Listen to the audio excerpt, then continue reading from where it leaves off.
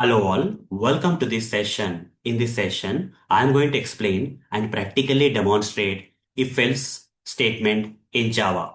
So let's get started. If-else statement is an extension of the if statement which I have already covered in the previous session of this course, right? So if-else is an extension of the if statement. Both are decision-making statements which fall under the flow control statements in Java. So under decision making statements, we have if else, if else, and switch. So second decision making statement under the flow control statements in Java is nothing but if else, which is an extension of the if statement, which I covered in the previous session. So what is the syntax of the if else? It's kind of easy, guys. If you already have the knowledge of the syntax of the if statement, you can easily understand the syntax of the if else. So let me write down the syntax for the if else statement in Java. The syntax of the if else statement will be like this. First, you have to write the if keyword, circular brackets, opening and closing, then open the curly brace and close the curly brace. So this is the if block. And inside circular brackets, you write the condition. Based on this condition, the code inside this if block will either run or don't run. Okay. If the condition is resulting in true, the if block code will run. The condition is resulting in false, the if block code won't run. So here you can have any number of statements. Statement 1, statement 2, statement 2, and any number of statements you can write. For example, I have written only 2 statements here. So this is what is a syntax of the if statement, which I already covered in the previous session. But the syntax of the if else is something like this. At the end of the if block, okay, after the closing curly brace of the if block, you write the else keyword.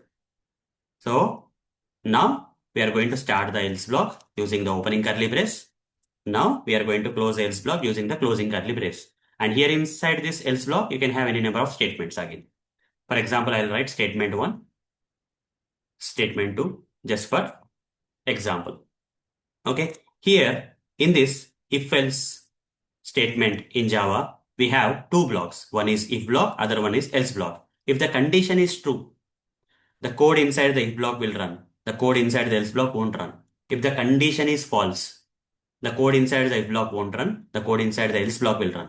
So you see, either the condition will return true or false. If it is true, the code inside the if block will run. If the condition is false, the code inside the else block will run. Only one block will run at a time. Based on the result of this condition, only one block will run at a time, either if or else. Condition is true, if block. Condition is false, else block. Let me practically demonstrate this for you. For that, I'll switch to this Eclipse IDE where we have this sample Java program where there is a class. Inside the class, there is a main method. Now here I'm going to write the code for demonstrating this if-else statement in Java. For that, I'm going to create two variables. Int a is equal to 9, I'll say. Int b is equal to 4, I'll say. Now here I'll write if circular brackets, if block, and inside this I'm going to create a condition, write a condition a greater than b. If a is greater than b, then run this code. If this is resulting in true, run the code inside the if block. So here I'll write a print statement. A is greater than b. Like this I'll print. If a is really greater than b, I'm going to run the code inside this if block. This code can be anything. Just for sample, I'm writing a print statement in this example. Okay. Now, after the ending of the if block, write the else keyword, start the if block, else block. Okay. Opening of the else block and closing of the else block. This is else block. This is else block, guys. Okay. This is a if block. This is else block. In else block also, you can write any number of statements. I'm writing here one print statement. This for example. Here I'll write a is less than b. Okay. If the condition is true, what will be printed? A is greater than b will be printed because if block code will get run. If the condition is resulting in false, then else block code will run. That is a is less than b will run. Now if I run this code, what will be printed, guys? Here 9 and 4 are the values which are stored into the variable a and b.